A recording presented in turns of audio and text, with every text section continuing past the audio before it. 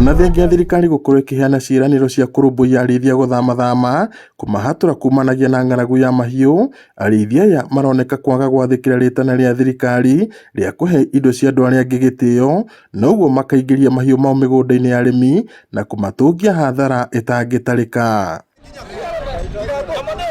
Atongoria matiganĩte kuma kaunti ya Laikipia hamwe na Senator John Kinyua, MCA George Karuiro wa Ormoran na mũrune wa ward ya Sosian Jacob Edung ni mamenererie tharĩkĩra ici, makiuga arĩithia maronanie kũira arĩmi kũrĩa makoretwo makĩingĩria mahiũ mao, noguo gũthingata thirikari kũmahamũrithia.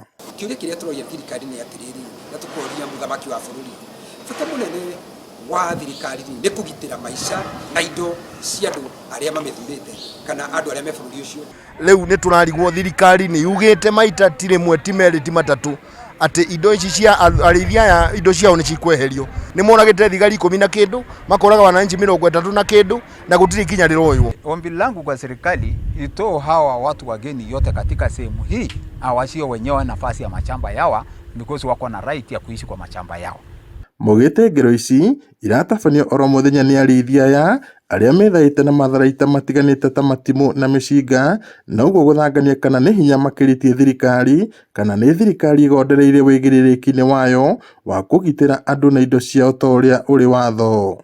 Wakorwo nĩ tũrakĩendwo tũhame, niĩ ndĩracokerwo rĩngĩ thirikari ĩgĩtwĩra tũhame. Wakorwo ti ũguo nĩ njũĩ ũguo twaria haha na DCC arĩ chairman wa peace thĩinĩ wa sub county ĩno ya Kĩrĩma.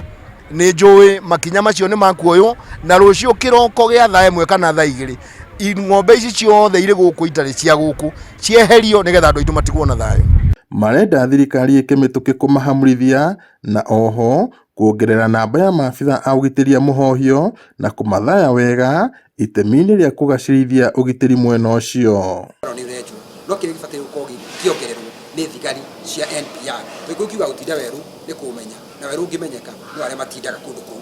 Saa hizi watu wanaanza kuombana katika sehemu ambayo niko kuomba chakula na kuomba basari, na watu wa kwangu huko wanajua hiyo shida ya kuombana, kila mtu alikuwa anajilipia mtoto yake.